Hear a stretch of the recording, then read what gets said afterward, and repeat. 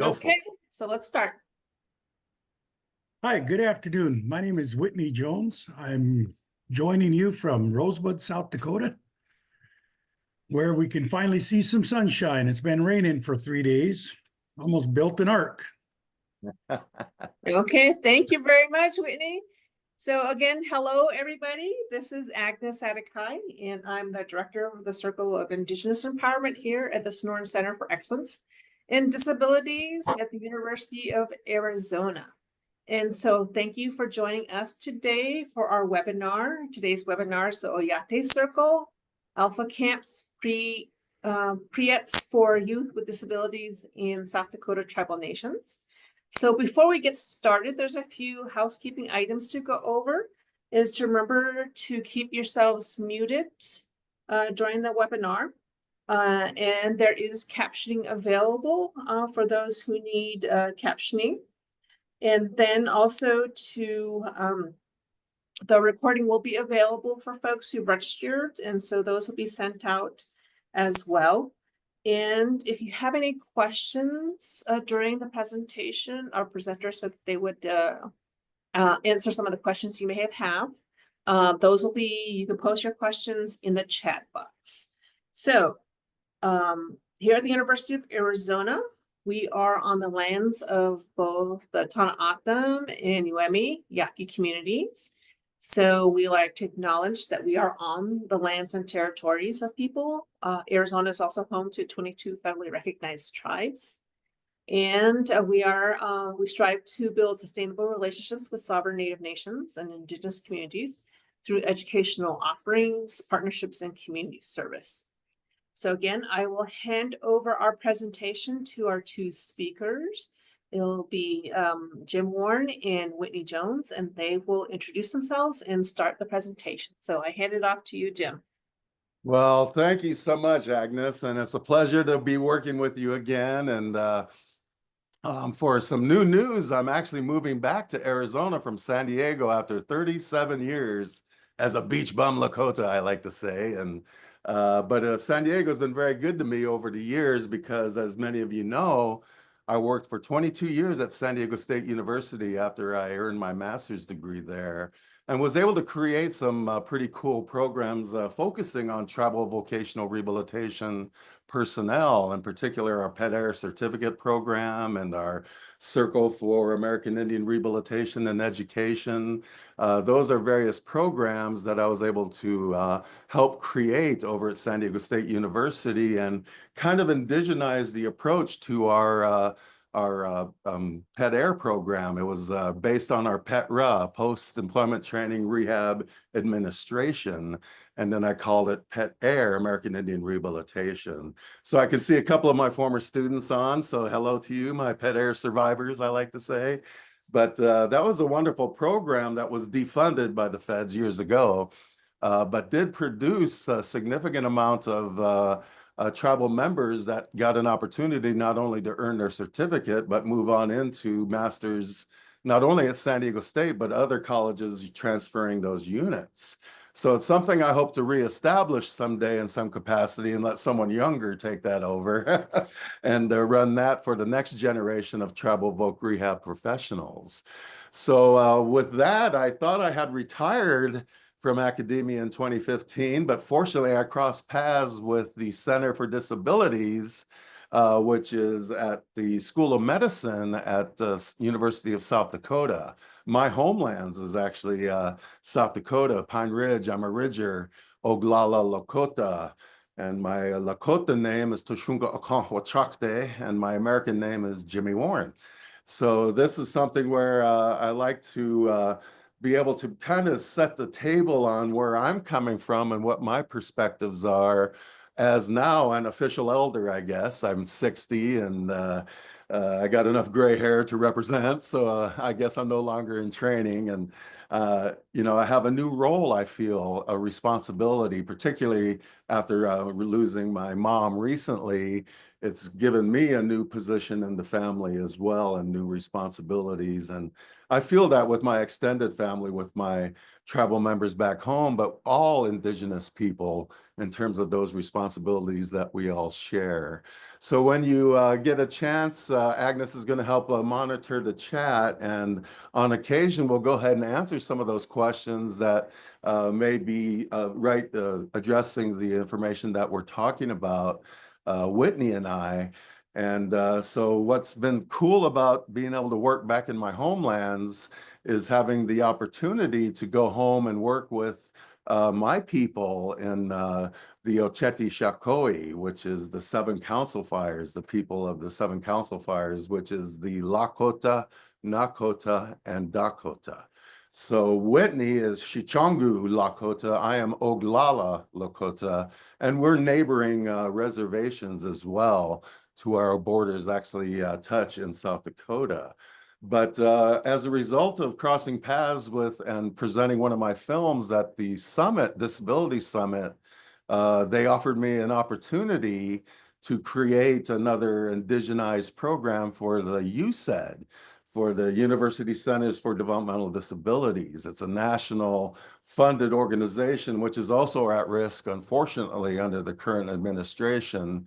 But I feel that the quality of work will keep us going, similar to the vocational rehabilitation programs that are facing some challenges from the current federal cutbacks and DOGE and those type of things. So we all got to stay diligent in terms of working together and not only defending the rights of our tribal nation, but all tribal nations, and particularly all the people that we have with disabilities in Indian country. So through that opportunity, I was able to create the Oyáte Circle. And Oyáte in my language is the people. So essentially we're addressing the circle of people that in this case have disabilities in the state of South Dakota. We've been fortunate that we've been able to grow to national levels to where we're now, as an Oyáte Circle staff, we're part of different disability boards. For instance, Centene Managed Care, a Fortune 20 company with much money. So I'm hoping they'll provide some money, but they're also reestablishing their budget due to Medicare and Medicaid cuts potentially. So there's a lot of challenges coming for us, not only in Indian country, but for people with disabilities. So again, this is something where we need to be diligent and very aware of what's happening so we can participate and tell our stories of the quality work we're doing for our tribal members with disabilities. So with that opportunity, we were able to create the Oyáte Circle, which is essentially an indigenized approach to the USD Center for Disabilities. And with that, I was able to find Whitney. We crossed paths when he was in our LEND program, and he was a graduate there. And then I was honored to be invited to his graduation from Sinte Gleska Tribal University on his res in Rosebud.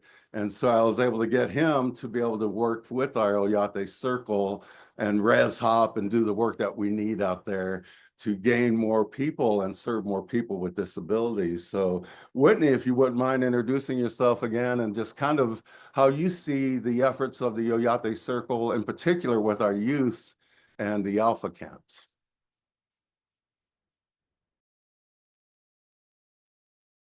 You're muted, Whit. Can you hear me now? Okay, hello, my name is Whitney Jones. I am a member of the Rosebud Sioux tribe down here in Mission, South Dakota. Just the Oyáte Circle for me was a blessing to fall into with Jim and Eric, because we got to do some traveling. I got to meet a lot of people doing this job. I'm a boarding school survivor. It says, is your language English? Can you still hear me? Yep, yeah, you're speaking English. Hey. There was a big screen that popped up. It asked me if I was speaking English. Being a boarding school survivor, I have lots of friends from different reservations. So that kind of helped me reach out and make some connections. Just recently, we connected with Crow Creek Sioux tribe up in Fort Thompson, South Dakota. And that was through a friend who works with children with disabilities. So using them connections to help spread our word is, for me, the best thing to do.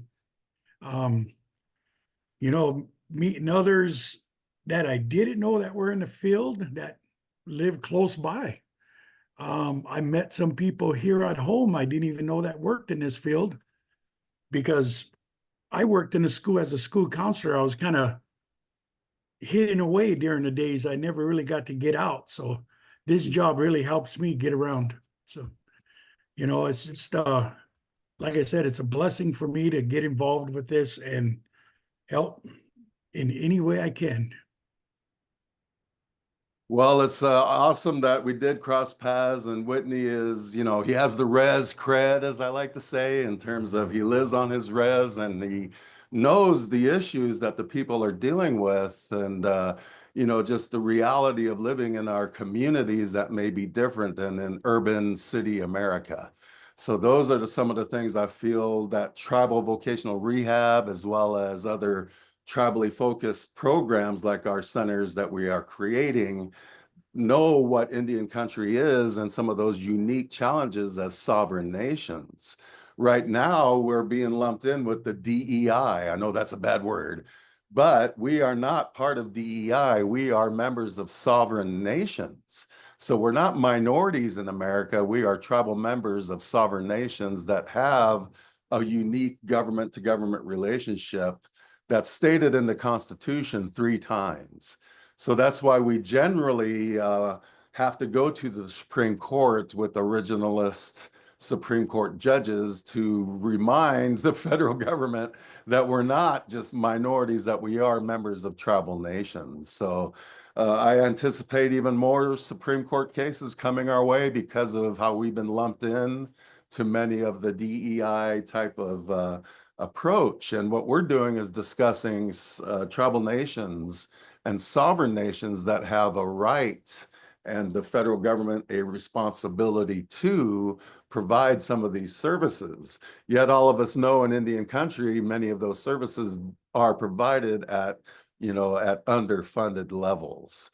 So with all of these cutbacks and many of our federal agencies saying, oh no, there's only 2 of us left working with 150 tribes, at one of the conferences, one of the tribal leaders said, welcome to Indian country, because that's what we have to do all the time. We always have to wear many hats and really stretch that federal dollar and our skill sets to do the best we can with programs that are underfunded. And Tribal VR is not alone in that regard. So I'm going to share my screen now, and then hopefully everything is okay here for you to see. And even clean my desktop for you today. So, but I want to discuss our Oyáte Circle, and Whitney's there in South Dakota. I still live in San Diego currently, but I'll be living in Arizona probably in the next few months, moving back to my family home. But the reality of being able to work through different states has given me a great pleasure of working with several different universities and tribal nations and organizations that want to make a difference for people with disabilities, and today in particular for our youth with disabilities. So the Oyáte Circle is something I helped create with a few grants from different federal, state, and disability councils, and working in partnership with our state agencies as well. So Oyáte Circle is over at the University Centers of Disability for South Dakota, which is at the Sanford School of Medicine. So let me move forward here. Here's our team, myself, Whitney, and Pat. So the 3 of us at part-time pretty much. Unfortunately, we just don't have the funding yet to have full-time staff for the Oyáte Circle. So we do a lot of extra work in terms of making sure we do the best we can with the part-time funding that we have. But this has been going on 7 years now. In January, it was 7 years officially that I was a part-time employee with University of South Dakota. So it's amazing how time flies when you're out there doing the work and being able to get into the communities and share that information.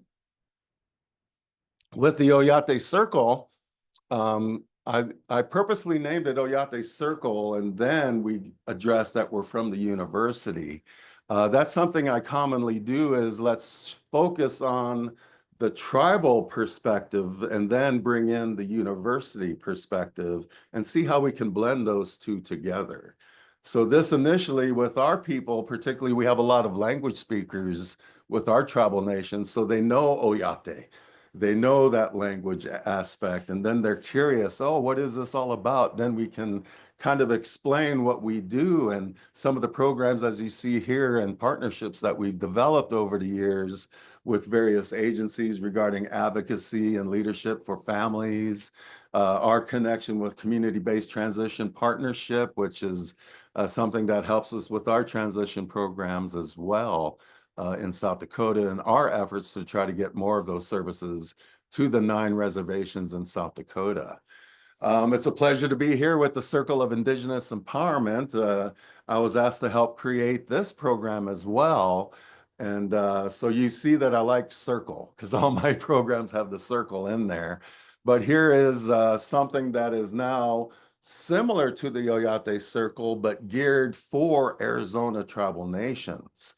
So that's why we have a different name for it, as well as Agnes mentioned, there's 22 tribes in Arizona. So that's a very diverse state of a variety of tribal nations and languages and cultures that is served by the Circle of Indigenous Empowerment. And then we were able to get Agnes to join us to lead, and she's done a wonderful job, just like Whitney. I just really enjoy seeing our Native people get out there and get an opportunity to be able to work and share their skill sets with the community. So let me see here. And here's our team here. You see Agnes, and Triva is our elder. She's my mentor. When I got my degree back in 1993, I went to visit Navajo Nation to get an idea of how tribal vocational rehabilitation works. So there's a Navajo Nation is a large nation as well, and they have many satellite offices that I had the great pleasure of visiting several of those satellite offices and saw how they provided voc rehab services to their tribal members. And then some of these young ones here with Rosa and Mateo, it's wonderful to see our young people that get an opportunity to grow as young professionals and share their stories and experiences with disability as well, and working with the people. And JC, I see her as a res girl as well. She's not a tribal member, but she's the director of the overall USD program that really supports and believes in working with Indigenous members with disability. So this is an example of one of our flyers that we have for the youth camps, the ALFA Camps. And ALFA stands for Adventure for Leadership and Fulfillment with Access. So again, it's a way of addressing how can we have our youth feel comfortable, learn through adventure, learn to be leaders, and then have an opportunity to get that fulfillment as young people, to not only get more services to help them graduate school, but to start thinking of skill sets post high school as they get into the world of work. So this is an example. Your high school or your program would be listed there in red. And then for summer of 2025, we already have 3 tribal nations set to do 3 camps this summer coming up in June. So we teach them many different kind of independent living skills, as well as prepping for vocational rehab services, so that they can be as prepared as possible to transition from school to work. So the pre-ETS part of it is getting to them while they're in school, so that we can not only keep them in school and give them support so they can succeed and graduate, but also help them start thinking of what am I going to do after I'm done with high school. And we're hoping to increase graduation rates, as well as making it a better, smooth transition for these young ones to get into the world of work. As you see, there's a wide list of different things that we address. Budgeting is one of them, of course. We need to learn how to budget and being able to, when you start earning money, how do you spend your money? Brainstorming about dreams. I'm always about what is your dream and what can you do to accomplish those dreams? And so we get them to start sharing what their perspectives are in terms of this is what I want to be, you know. And then that career exploration, we invite people in like self-employment businesses that come in, university professionals, tribal colleges, state colleges, other businesses. We go to Indian-owned businesses for our field trip. And so they get an idea of some careers that they can explore and, you know, start looking at their dream of being a business owner or getting a job or going into the military or whatever it might be. And then we want them to know how to advocate. We want them to know that if they speak up and say, these are some of the things that I need to help me graduate or to help me gain those skills to get a job, that's something that's very important for many of our people. So they have those skill sets to be self-advocates as well. Then we provide the resources, what is out there for them. Obviously, this is a vocational rehabilitation focused program. So we let them know what Voc Rehab's all about. And now I'll get into it later in the presentation. Tribal VR is allowed to do Pre-ETS. For the past 6-7 years or longer, it was mistakenly interpreted that Tribal VR cannot do Pre-ETS, but we were able to find a way working with RSA to interpret the law so that tribes can be involved and our youth are not excluded anymore. So it's wonderful working with the Tribal VR programs in South Dakota so that they can work with our state Voc Rehab as well as our ALFA Camp personnel. And then visit, explore Native-owned businesses. That's the field trip that we do to the nearest town if we can. Sometimes we can't when we'll just do Indian-owned businesses on the res. But they would get an idea of, oh, I can stay home and run my own business and create something for my future. And then this is made possible, as you see down on the bottom there, from DHS, and it's the Department of Human Services Division of Rehabilitation Services, which is essentially our Voc Rehab services for South Dakota. So in the past few years, this is now our 4th year of funding. Our year 1 in 2022, we conducted 3 camps at Little Wound School and Lakota Tech. We combined those 2 schools at Pine Ridge Reservation so that both schools and both special ed programs could work together. And we kind of did back and forth between the 2 campuses so the kids could get a new experience at a different school. And then over at Disabilities-Oyáte College, as well as Teoshpazina High School, those were 2 other sessions that we did in year 1. Right on the campus at the high school, as well as the college, the Disabilities-Oyáte College site, where we were able to get more still young people that qualified for the age group to participate, but also let the college know that these services are available to help get these young ones prepared to go to college if that's what they choose to do. In year 2, again, we went back to Lakota Tech and Little Wound because it worked out so well.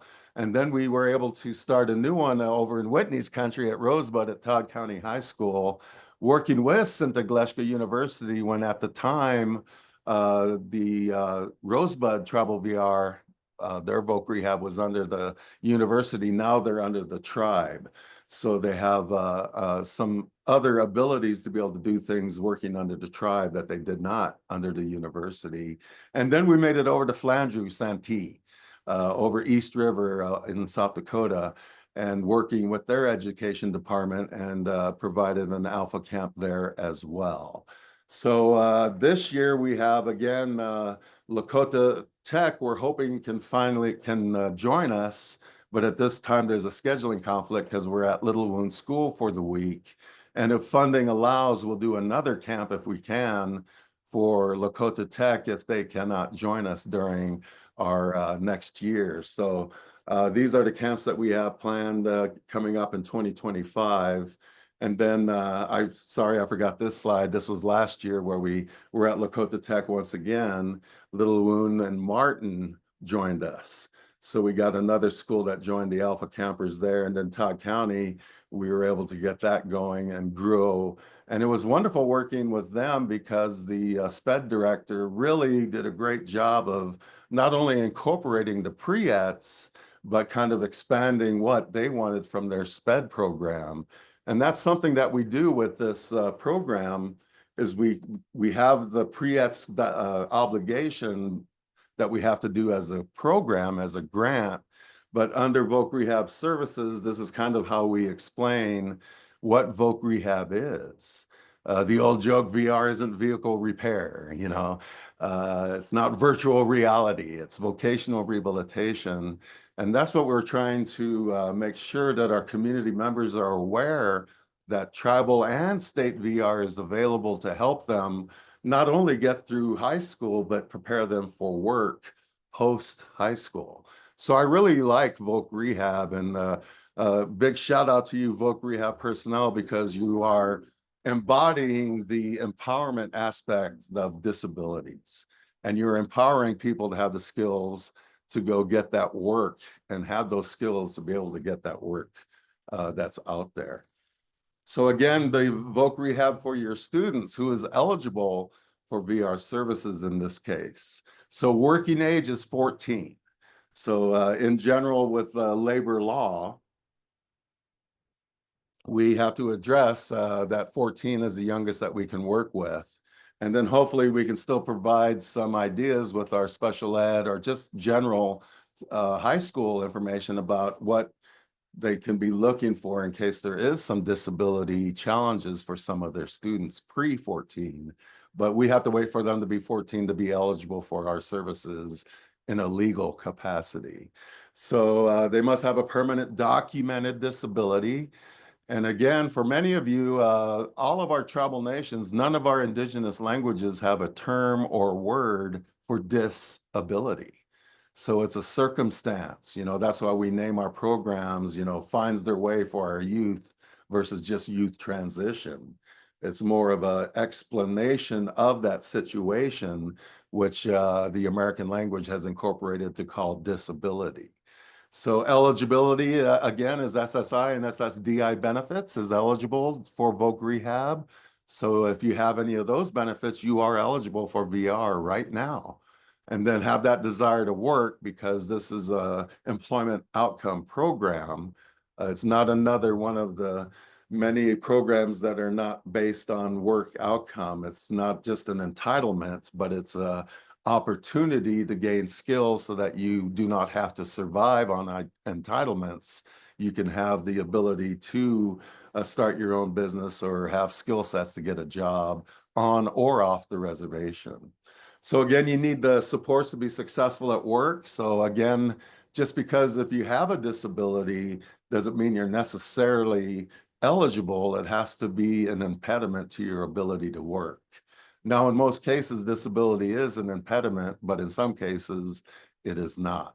So then think of the students' IEP and 504s. Those are some of the special ed elements that we work with and getting to be able to work with some of the folks in the special ed departments and provide some of these ALFA camps and some of the information so they're aware of what's available to them. This is another slide that we did for the SPED conference in South Dakota, teaming with the schools, the SPED, the special ed folks that we work with. So here was the slide that the South Dakota representative provided, just kind of explaining what are pre-employment transition services.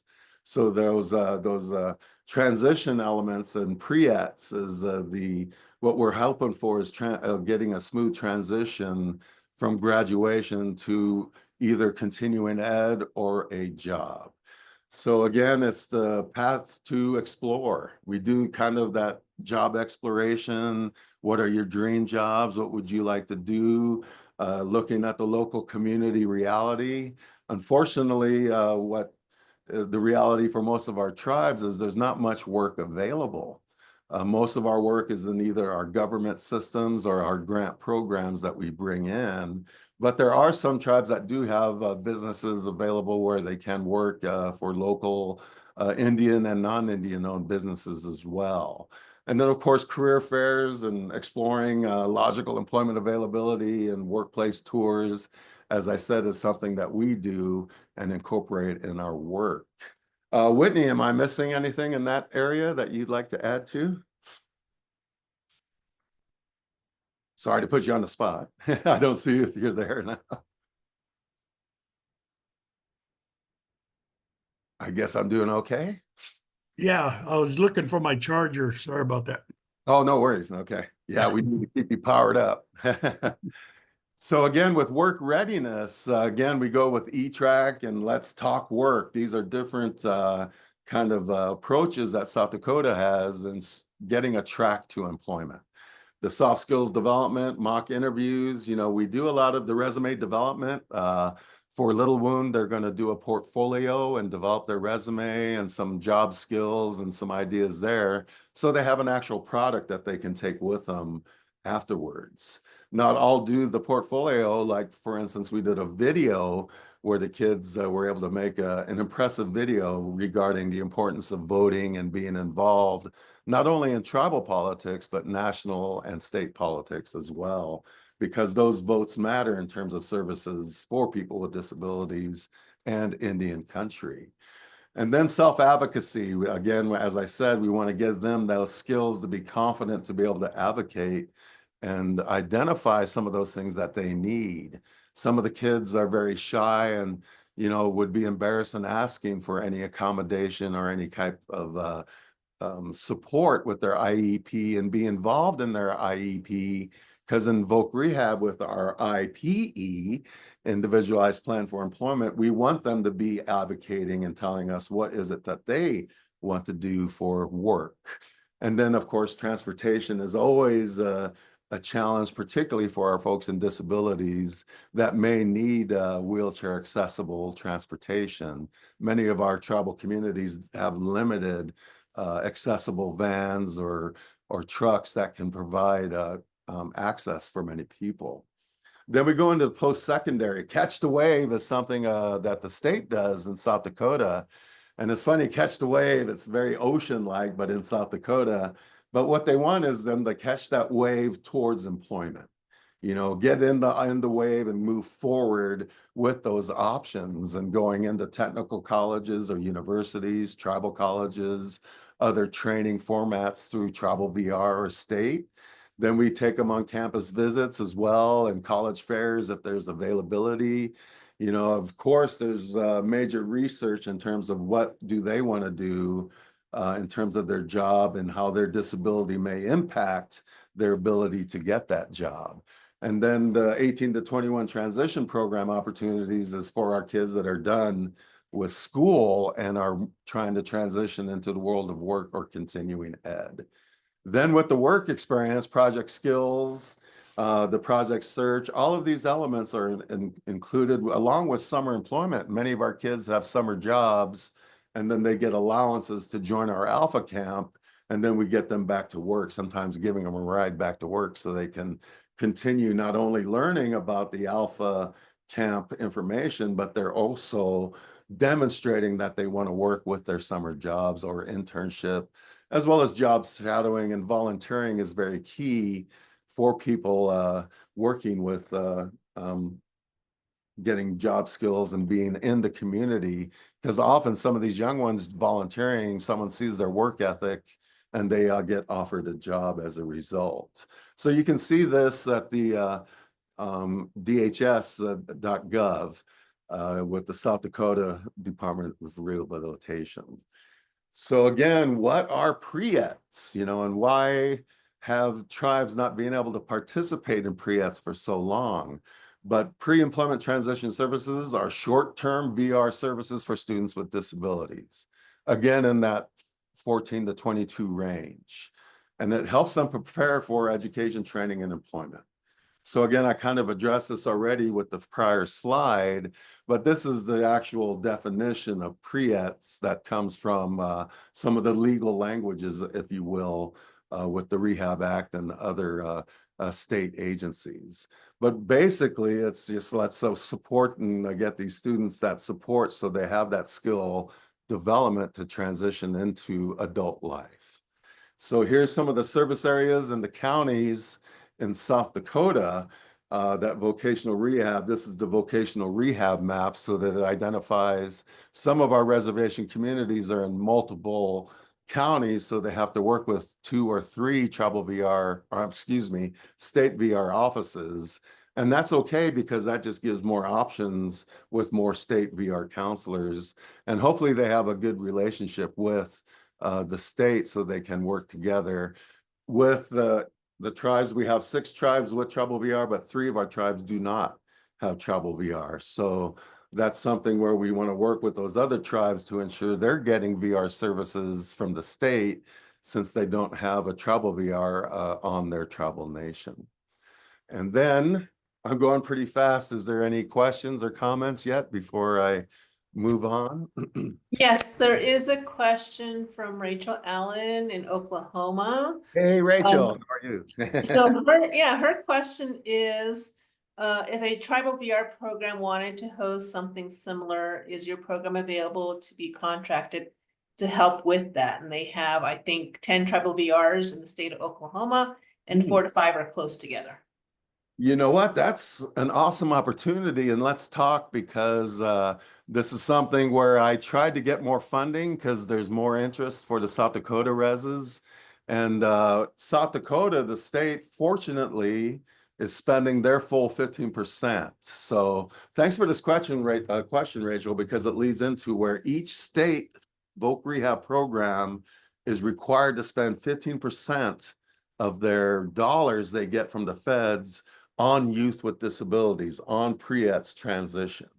So if your state is not spending all those dollars, you have an opportunity to work with your state to say, hey, why return that money to the federal treasury? Why not use it for our youth with disabilities? So Rachel, I have a couple of slides coming that may help answer that question. And yeah, let's talk because Joshua Drywater, one of my former colleagues, is also interested, and he moved back to Cherokee Nation. So maybe we can do a multi-res pre-ETS camp. So thank you for that question. Any other ones before I move on, Agnes? I'm sorry, I can't see them.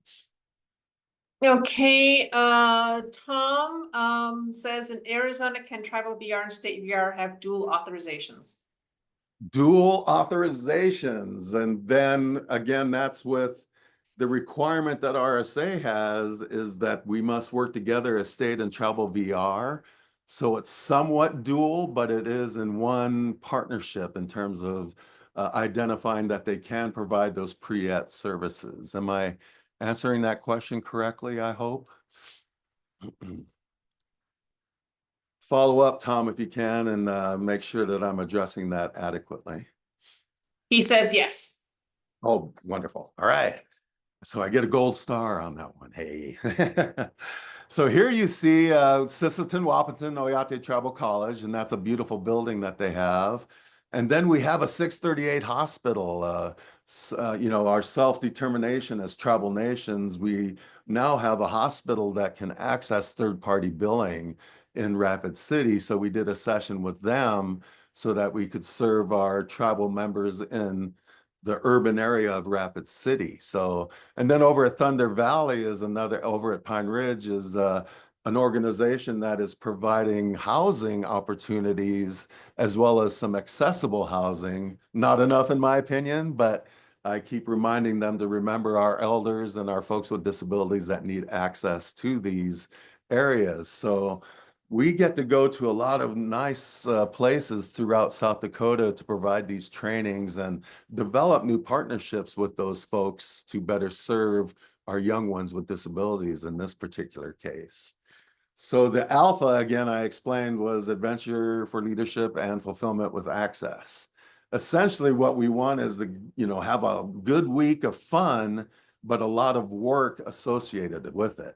And a lot of these activities we do are fun so the kids can enjoy it and still come away with something learned regarding their dreams, what they want to do, having access to support so they can pass their classes and things of that nature.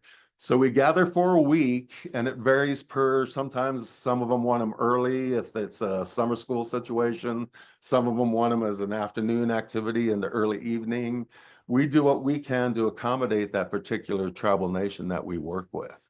But we need to provide the 1 week, 30-hour of work and activities for these camps as one of our responsibilities for the grant, so that we can ensure that they're not only having fun, but they're gaining that information so they can be successful as they transition out of school.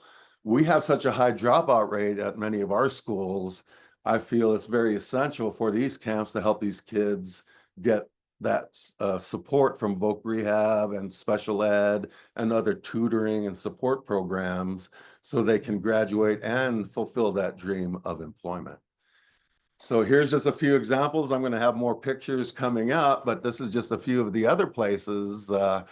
One thing at Keeley Radio, our tribal radio, we had a quiet group that just was very quiet, and we really had to work hard to get them out and speaking. But boy, when we went to the radio station and put a mic in front of them, they were just talking away, you know. So that was, we try to incorporate getting them on tribal radio if they want to. It's their choice, obviously, but sometimes it's wonderful for them to share their perspectives with their people through their radio station.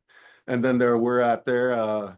If you're ever in Rapid City, go to Paisanos. That's Lakota owned and great Italian food. So we take them for lunch on our field trip, and we visit Oyáte Health. That's Dr. Harlow there, who also presents, and we bring in speakers and business owners. And then Stacy, she started as a dishwasher there, and now she owns the business 20 years later. So that's a wonderful success story that we have. And then, of course, as tribal members, we often have our traditions. So we do our smudge ceremonies with the student drummer.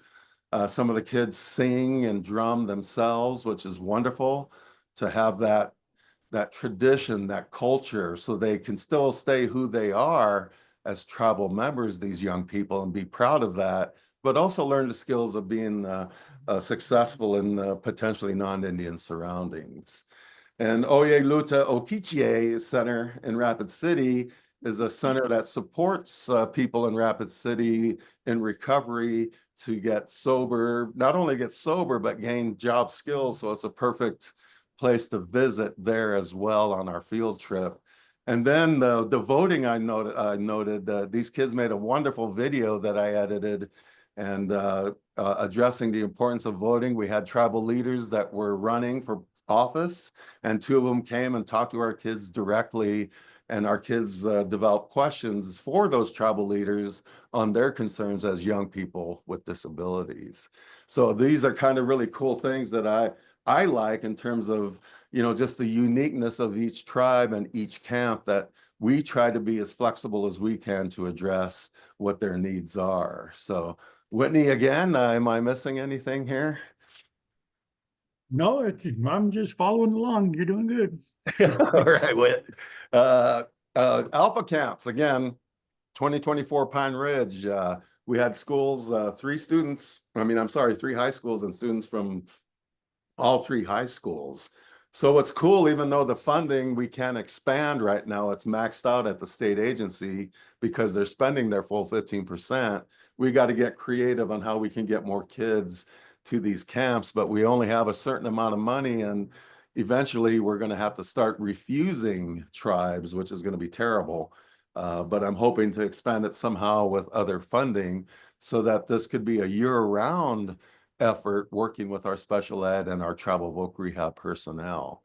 So again, we go to the Indian Boarding School Memorial. It's a new memorial that is being built addressing the boarding school issues that Whitney brought up earlier. Whitney does a great job on explaining the negatives and some of the positives that he had with his experience with the boarding schools. And then of course, we want them to be involved, and then we do a ceremony, because every morning for us in Lakota country, sage is very important. So we have those young ones roll that sage in their hand, and we do a prayer in our language, and then we have all of them just say, put all that negative energy in that that ball of sage, and just think about it and start putting some positive energy in there in terms of your dreams and what you want in your future. And then we collect those every day. And then on Friday, we go to a different area for each res, but it's somewhere sacred if we can, and do a ceremony where those kids get an opportunity to get in the circle and sing and drum and remember who they are as, in this case, young Lakota, Nakota, Dakota kids. And I feel that's very important for us. We can't forget who we are as tribal members, as Indigenous people. And that's the indigenized approach to these pre-ETS that I think is successful in the variety of these tribal nations. For Rosebud, we had Andre and some of these kids. Part of our way to be able to get food is it's part of the learning of budgeting. Because if they have to cook for themselves, they need to know how much does this meal cost. So in some cases, if there's a grocery store available, we'll take them to the grocery store, give them a budget where they will choose a meal that they will prepare in the kitchen.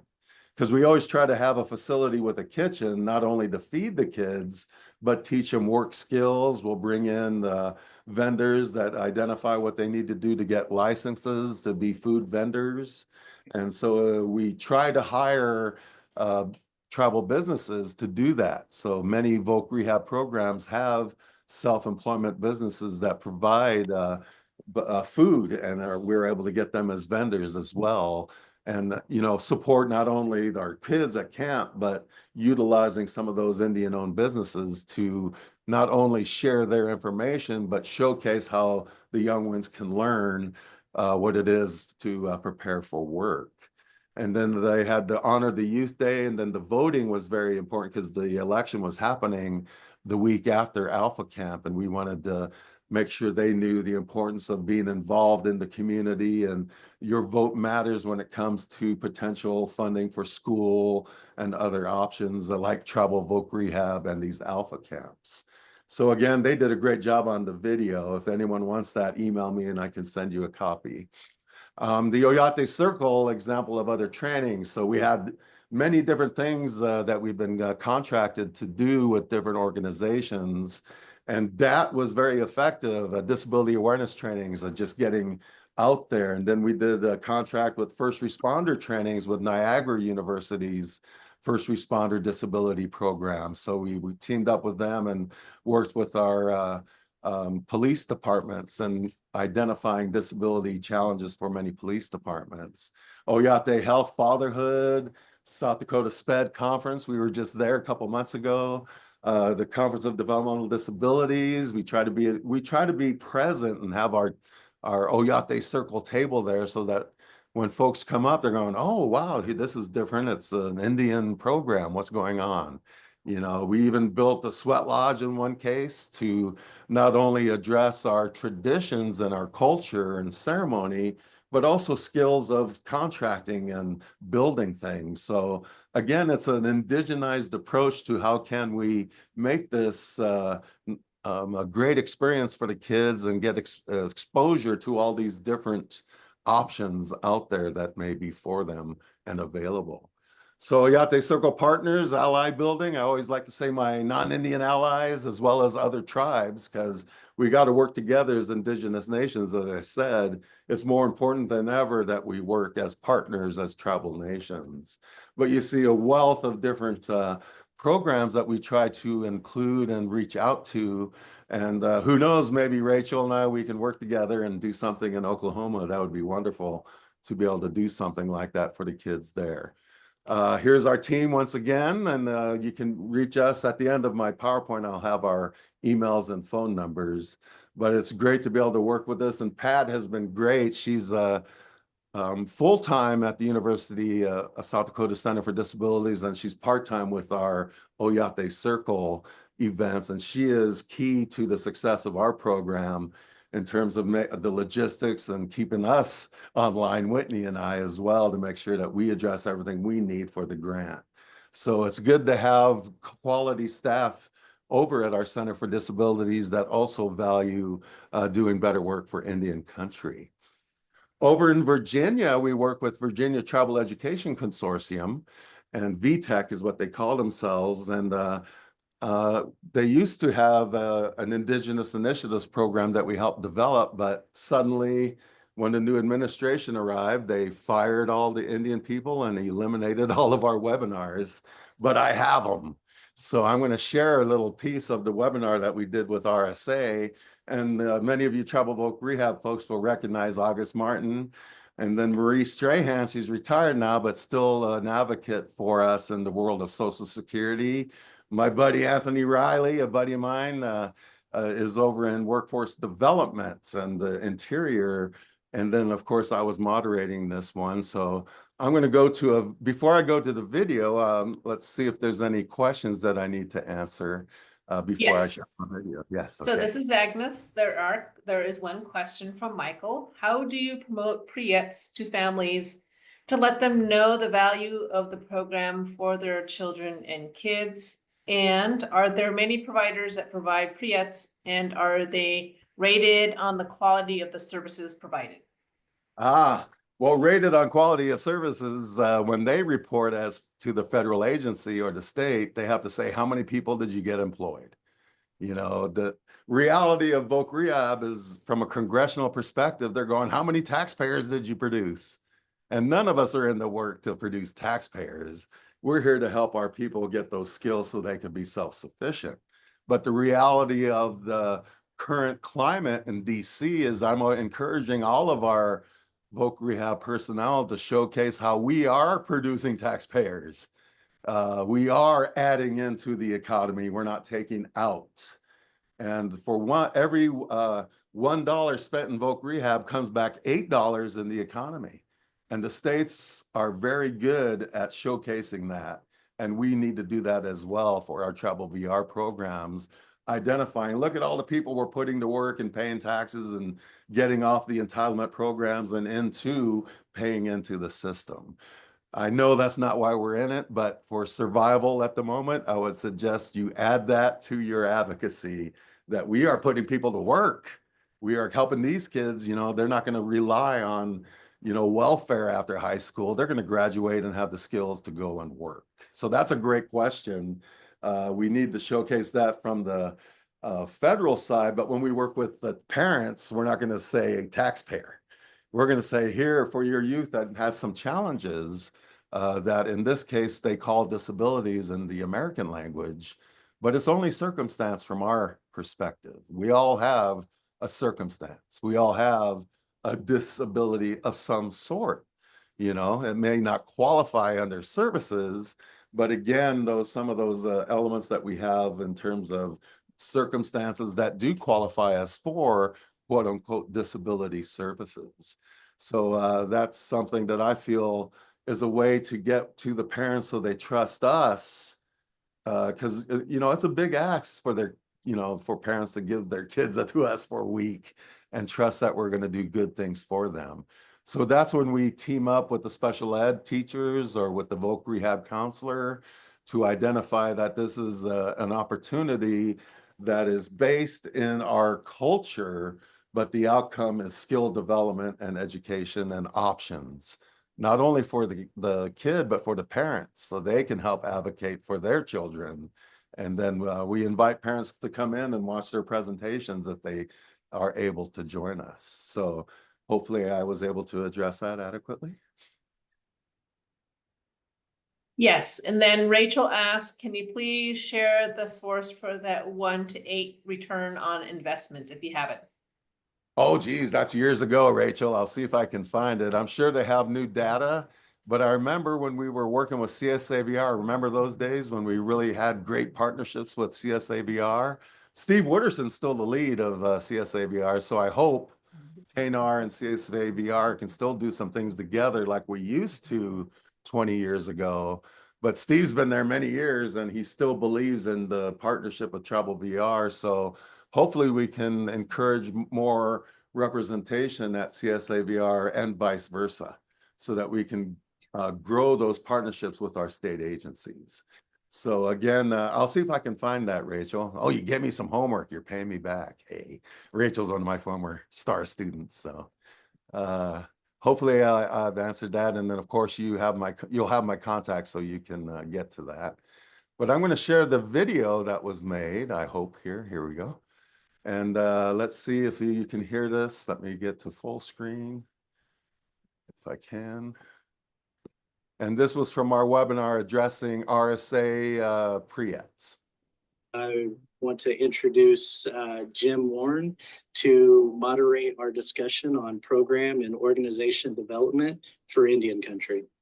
You know, we want to make sure these programs work for Indian people, yet federal agencies, just bureaucracies in general, have a lot of challenges and barriers, and that's also tribal government as well, that are some of the challenges for us to participate in employment networks or to get certain things done and for Indian country. So I'll go to a few of the questions, and here's one of the first questions, and this will go for RSA in August. Actually, I was at KNAR for the first time in 9 or 10 years, and it was wonderful to meet Corinne and your team, August, over there. And one of the questions and one of the challenges that Tribal VR has had for many years is the pre-ETS information. And I have personal experience that through my USD at South Dakota, where I actually have the state agency fund pre-ETS for tribes, because the Corinne said it's a misunderstanding, and I hope it is, regarding Tribal VR participation in pre-ETS. August, do you have any discussion or information regarding this question? Sure. Pre-employment training services, or what we call pre-ETS, is authorized under the state VR agency. I believe it's Section 101 of the Rehabilitation Act. But the language is specifically for state VR agencies. So even though the law is silent, there's nothing in the law that prohibits tribes from engaging in pre-ETS activities. There's nothing in the law that authorizes it either. So in the past, the department has taken a stance to be safer, more safe than sorry. And they have in the past discouraged tribes from engaging in pre-ETS services, mainly because with the pre-ETS services comes that statutory requirement of that 15% of state VR funds to be specifically allocated towards pre-ETS activities. Now, we understand that, and we recognize that the tribal VRE projects are funded at a vastly less amount of money than state VR agencies are funded under. So right now, because the language is still very ambiguous at best and does not authorize or prohibit, but we are encouraging a collaboration with the state VR agencies in the development and provision of pre-ETS services in Indian country. I'll go ahead and stop there because I just noticed I'm running out of time. I'm sorry. Are we 1 hour or an hour and a half, Agnes? I apologize. We're 1 hour, so you have 2 minutes left. Okay. Well, I'll just go through. I just want to show some of the kids here in our in the PowerPoint. If I find it, there we go. So again, just really quickly, again, it's been cool to be able to partner, and just here's the kids learning how to cook and doing this. This was at Todd County last year, honoring our youth day we participated in. We had a birthday, and one of the kids actually registered to vote, and he voted that day. So again, these are just a lot of cool memories of all these kids at different tribal nations. Here's an Indian-owned business and a talking circle, and out in the park talking to business owners, and different games where we did the rubber band and the watermelon, and then the teamwork games that we do in the classes, and then where we visit different areas and opportunities and services for the various programs that we work with. So again, it's really cool. This is a buffalo processing plant, so if you ever need a buffalo process, you can go there. We take them to the Buffalo Ranch. Just all sorts of different experiences for these young ones. And this young man, Logan, I'm going to tie his feather at his high school graduation in a few weeks. So that's a great honor for me, for this young man to ask me to do that. So ALFA Camps, we're road warriors. we do a lot of traveling, res hopping. Even our state group, they contacted my boss and they go, they must be misusing the state cars. And he goes, no, we're the only program that's been to every reservation in our state. And I'm proud to be able to say that. So sorry for taking so long. If there's some questions we can answer real quick, and you can always contact me as well. Okay, so I did put in the chat some examples from Maine and then the vocational rehabilitation return on investment project fact sheet. So that gives you a little bit information how they're calculating return on investment. And then Michael also asked, great information, Jim. Thank you for your dedication to improving and employment opportunities for people with disabilities, especially youth. And then Rachel says, thank you. Oh, wonderful. And again, thank all of you for the work that you do. And sorry I went long, but it's just wonderful doing this work and working with people like Whitney and Agnes. And it's going to be fun doing some more work in Arizona as well. So thank you all so much for what you do for our young ones. And again, let's remember, we need to work together to ensure that those young ones have a good opportunity in the future. So, and there's one of our young ones. There's Whitney's daughter, Reese. She's been to a few of our conferences and has done a great job. We're very proud of her. So that's why we're doing it, isn't it? That next generation, our young people, so they have a better opportunity. So if there's any unanswered questions or anything, please email us and we'll do the best to get information to you. And Rachel, let's talk about Oklahoma. Anything else before we close? I don't know, is there